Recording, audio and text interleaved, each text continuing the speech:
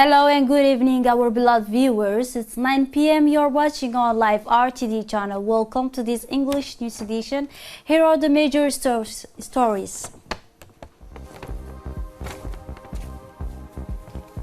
The head of state received the parliamentary delegation of Ethiopia and Somalia.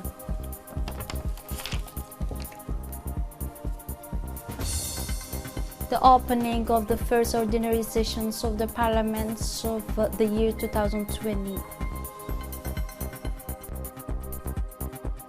And on the international scene, United States Democratic primaries. Those were the headlines. Thanks for joining us in our newsroom. The President of the Republic, His Excellency Ismail Omar Guelleh, received today in the audience of a parliamentary delegation visit Djibouti as a part of their participation in the opening of the first ordinary session of the National Assembly for the year 2020. The delegation is composed of speakers of the National Assembly of the Federal and Democratic Republic of Ethiopia, Mr. Tajis Shafo and Mr. Mursal Abdurrahman, Speaker of the National Assembly of the Federal Republic of Somalia, among others, members of their respective parliaments. They were introduced to President Guelleh by the Speaker of the National Assembly of Djibouti, Mr. Mohammed Ali Hamed. The meeting between the President of the Republic and the parliamentary delegation was fruitful. They discussed ways and means of developing a cooperative relation between their respective countries. During this hearing, they also had the opportunity to examine the relation that the three institutions have in each other's on the Djiboutian side. In addition to the Speaker of the Djibouti Parliament, the hearing was attended by the Secretary General of the Presidency, Mr. Mohammed Abdullahi Wais. For his part, Mr. Tajis Shafo, Speaker of National Assembly of the Federal Democratic Republic of Ethiopia, told us that they had an excellent discussion with the President of the Republic on the relation between Ethiopia and Djibouti and also Somalia. Let's listen to him. We had also a very good discussion with the President of the Republic of Djibouti here about the relationship between Ethiopia, Djibouti and Somalia. Of course, we are not only neighboring countries or sisterly countries, we are brothers and sisters, of course. People in Ethiopia, people in Somalia, people in Djibouti are, of course, there is a blood relationship. We feel that. That's very, very, very important. And these days we are working together in terms of peace and security and also infrastructure development. So I think we have to continue and keep up this cooperation. This is very important for the next higher level, because Djibouti and Somalia are our strategic partners. This is very important for the regional peace as well as development. So next time, again, we'll visit together Somalia, we'll visit together Ethiopia. So parliament-to-parliament relationship should be very strengthened politically, economically. So this is a very good time, and I think this is the appropriate time to be together and to stand together for our common good. For his part, Mr. Mursal Abdurrahman, Speaker of the National Assembly of the Federal Republic of Somalia, gave us an interview after his meeting with the head of state. He stated that this visit came on the response to the invitation of the Speaker of the Djiboutian Parliament to participate in the 8 legislatures of Djibouti Parliament. As a Parliament of Djibouti and Somalia have important fraternal relation, we wish, he said, to rebalance this relation and expand them to East Africa and beyond. Parliaments are the representative of a society, and build government is which is why we want to exchange our expertises. The Speaker of the National Assembly, Mohammed Ali Hamed, also thanked the two speakers of the parliaments of Somalia and Ethiopia for responding to his invitation. Let's listen to the Speaker of the National Assembly. à remercier les deux présidents du Parlement, donc de la Somalie et de l'Éthiopie, d'avoir répondu à mon invitation. Donc ceci démontre que les relations entre le Parlement sont au beau fixe et la venue donc, des deux présidents ne fait que renforcer donc, les relations existantes entre les deux institutions et les deux pays. Donc, comme vous le savez, les présidents du Parlement sont la voix du peuple. Donc,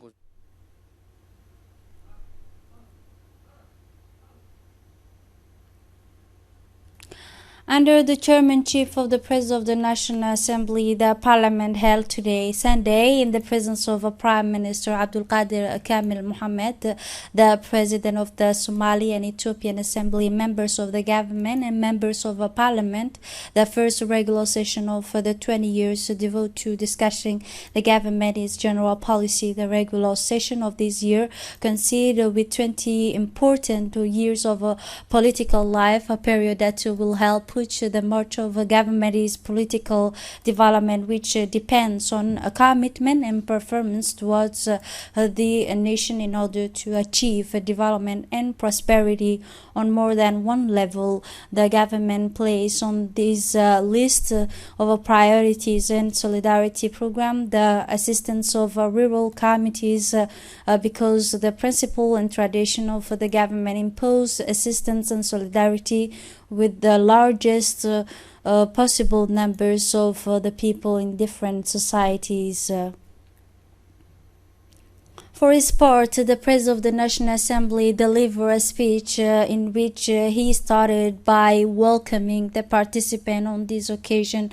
As you know, he said Djibouti and Ethiopia have common diplomatic, economic, social and cultural ties. The relation between our two countries is based on solid ties between the two people and the list for a long time. We have also had economic relations that are unique models of economic cooperation at the local and continental level, also of the people of Djibouti. The Speaker of the National Assembly enjoy brotherly and historical relations dating back decades between our countries with the regards of railway, roads, water, pipeline network, communication and ports are clear evidence of this beautiful and historical friendship. For his part, the Ethiopian President of the National Assembly delivered a speech which he started by welcoming the participant on this occasion. For more details in this report.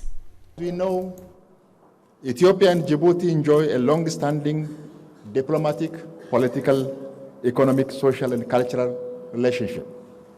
The relationship between our countries is founded on strong people-to-people relations that existed from the time immemorial.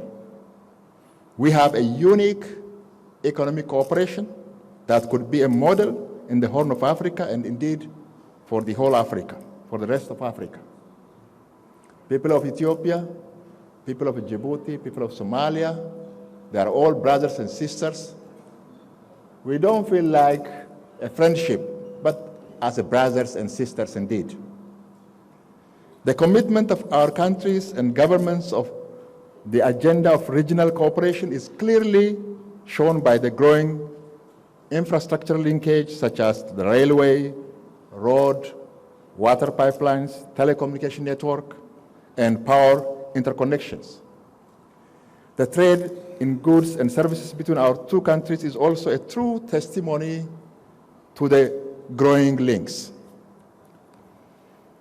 The cooperation of the two sisterly countries in bilateral, sub-regional, regional, and multilateral forums is the reflection of our strong relationships. The consolidate effort we made through IGAD in the areas of security, infrastructure development, trade, climate change are foundations for our aspiration for full economic integration in the sub-region.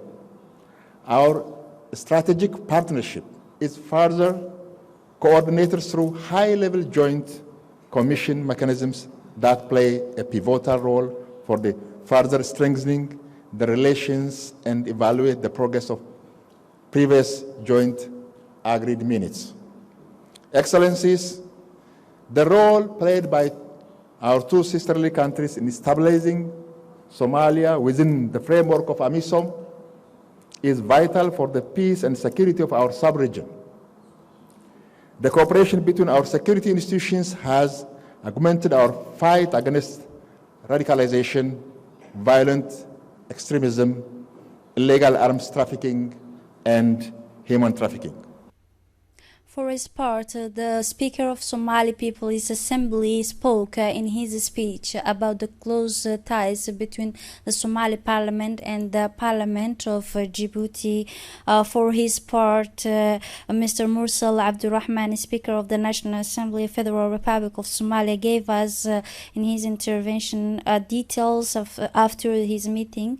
He stated that his visit came with a response to the invitation of the Speaker of Djibouti Parliament to participate in the 8th legislature of the Djibouti Parliament, as the Parliament of Djibouti and Somalia have important fraternal relation.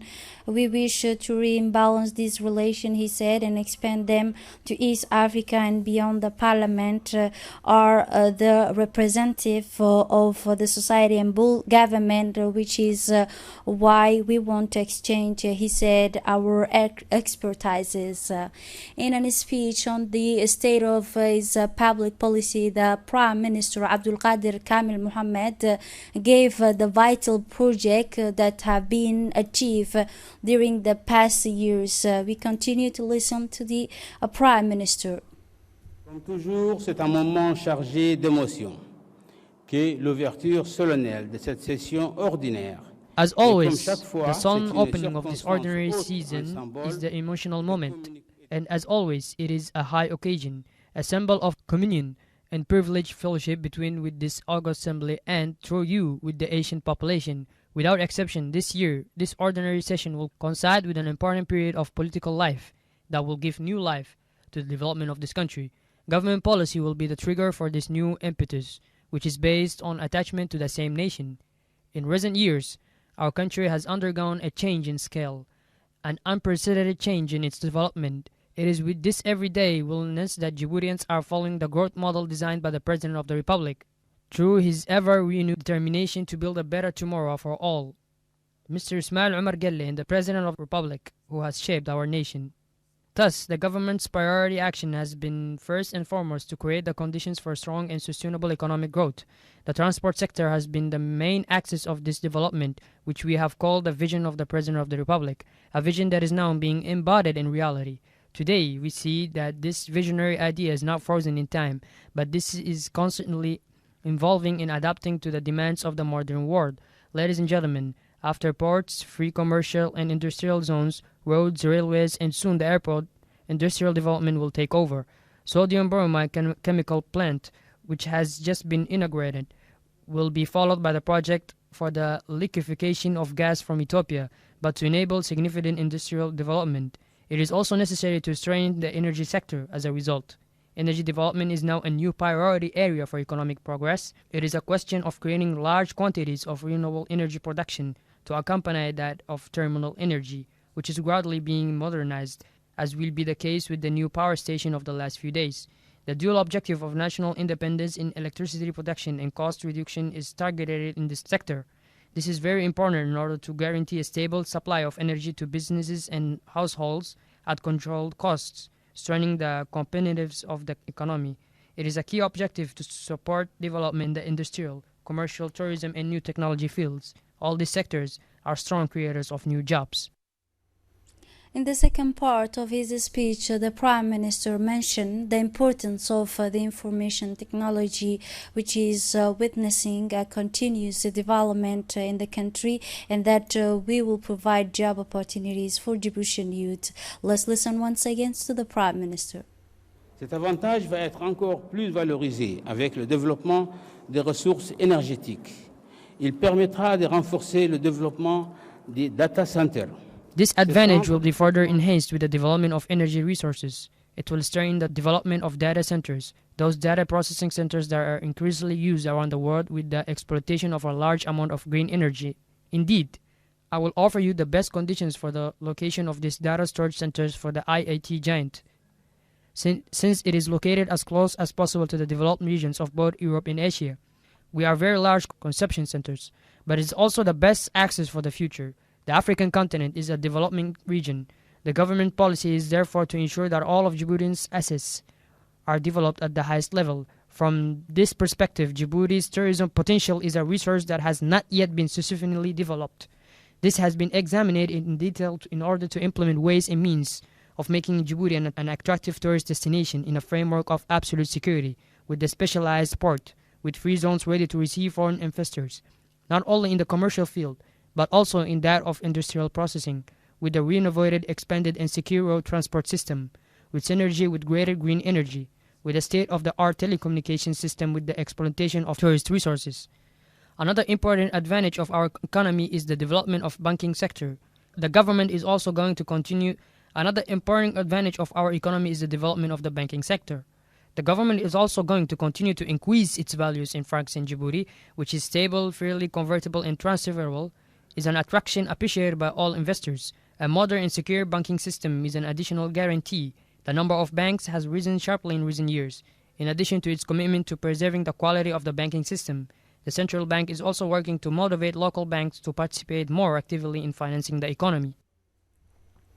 As for the last part of his speech, the Prime Minister stressed the need to rely on the development of human money to achieve and this reform. Let's listen to the Prime Minister. Pour réaliser tout ceci, il est primordial de s'appuyer sur la valorisation du capital humain.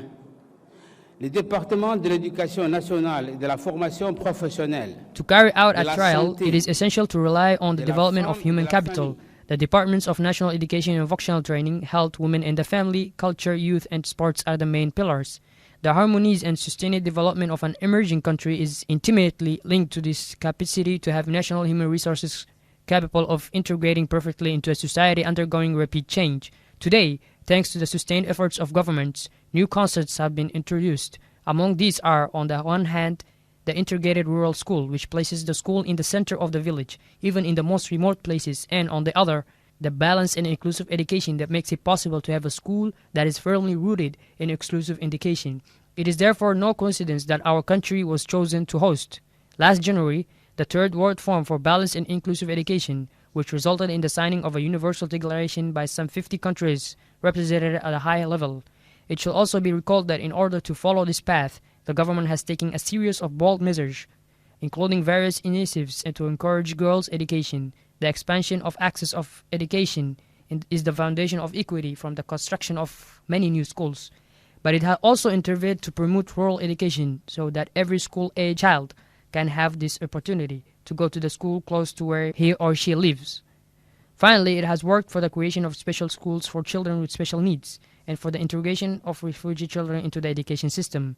On the cultural level, the creation of the National Library, the building of the National Archives, and the importance given to mother tongues symbolize the government's will to modernize our society by remaining attached to the basis of our diversity. Thus, at the instigation of the President of the Republic, the government remains resolutely committed to the development of our human resources. The Djiboutian Space Team for Thinking and Exchange, known as DERE, organized a debate on the role and status of Djiboutian diplomacy in the Horn of Africa and the war at the People's Palace. This took place in the presence of the senior personalities from the public and private sectors, academic, university students and civil society, and the head of Djiboutian diplomatic, Mr. Mohamed Ali Yusuf, was the guest of the honor for this debate. During this debate, various bodies of the Ministry of Foreign Affairs and International Cooperation and their main diplomatic mission in the region and in the world were present, as well as various questions about Djiboutian diplomatic approach in the Horn of Africa and the war. The question and answer were the enable attendants to better understand these topics and its challenges, and the speakers to clarify his presentation a little more. The Terre groups for discussion is a platform for discussion and exchanges of ideas, national strategies that are based on the sustainable development policies of our countries at the social, economic, culture, and diplomatic levels. It hosted diplomatic personalities. In an intervention by the head of Djibouti diplomatic, Mr. Mohammed Ali Yusuf, he pointed out the importance of this meeting and said as follows. Let's listen to him. This type of platform for dialogue with the public opinion of Djibouti through the different sections of this population. This dialogue takes place, as you noticed. We've been here for 2.5 hours and people don't want to leave the room. This is why they are so keen and excited to listen to the leaders, the political leaders, about what these political leaders are doing for the country. And I think that this kind of meeting, within the framework of this type of platform, must be repeated, not only with the Ministry of Foreign Affairs, but with all the other departments to better explain. Accuses us of having a communication defect in relations to what we do. I think that today we have set an example, and we have shown that we will try to compensate and make up for this communication defect in relation to the government section. Still on national news, the National Office for Refugees and Distress Relief celebrates its 42nd anniversary under the patronage of Ministry of Interior, under the patronage of Ministries of Interior, Mr. Momin Ahmed Sheikh. The National Office for Refugees and Afflicted Relief in Djibouti yesterday celebrated the 42nd anniversary of its founding. The events which was held in Holhol village in Ali Sabih region in the south of the country was attended by the social envoy of the United Nations High Commission for Refugees, Mr. Mohammed Abdi, and the coordinators of a UN agency in Djibouti, Ms. Barbara Menzi, and the Japanese ambassador to our country, Mr. Koji, in addition to the UNHCR Supreme Refugees and the World Food Program. The participating delegation were warmly received by the governors of Ali Sabih and by the governors and prefect of Ali Sabih, Mr. Musa Aden Megane, the executive secretary of the National Office of Refugees and Distressed Persons, and dozens of refugees residing in Holhol district during this celebration. The activities and program carried out by the office over the past 4 decades were reviewed to support and care for refugees and those affected by various disasters and crises, as well as educational and health service provided to the refugees and displaced persons, as well as preparing young people to engage in the labor market and self-sufficiency.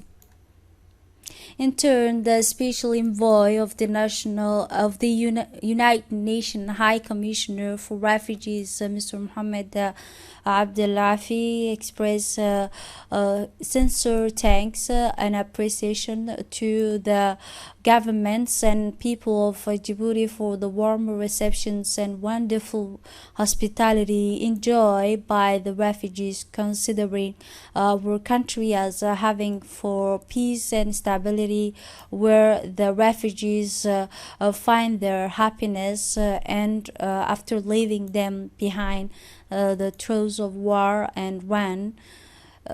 He pointed out that Djibouti today represents a model of a successful implementation of a global framework for action for the refugees, which has had an encouraging result.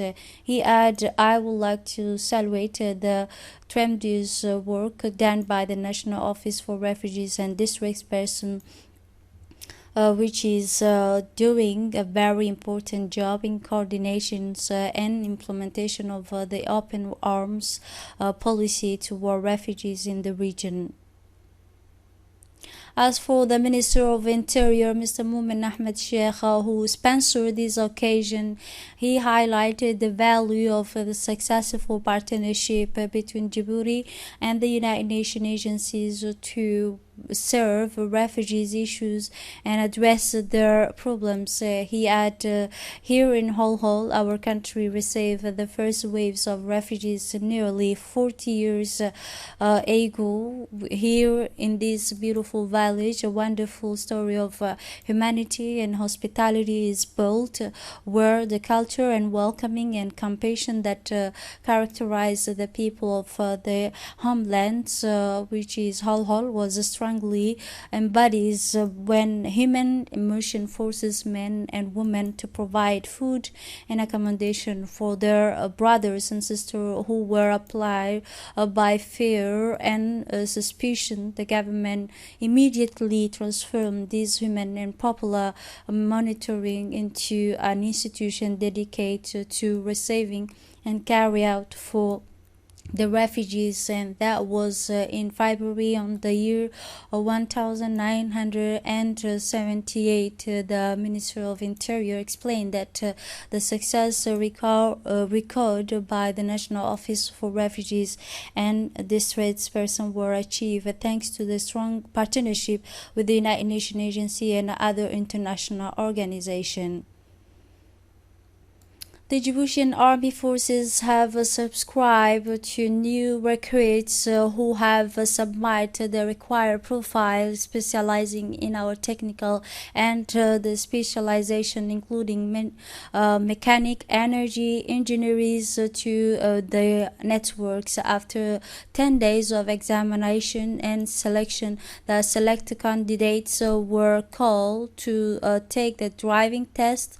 These tests include all types of driving in addition to other tests. Young candidates were gathered early at the Anglais Stadium after contacting the persons and identifying him by submitting his national ID card. These physical and athletic tests continue until Thursday, 27 February, according to the specific timetable. We learn with great sadness and sorrow the news of the death of Mr. Mohamed Abdurrahman Abdallah, who passed away last Thursday evening in Canada. The disease was born in 1960. With this great sadness news, we ask God that the disease giver, with the mercy of His mercy, inspire his family and his patience and sorrow. We pray for the God to grant him in his eternal paradise. In Allah wa inna ilayhi raji'un. This is it for this edition. Thanks for watching and have a wonderful evening.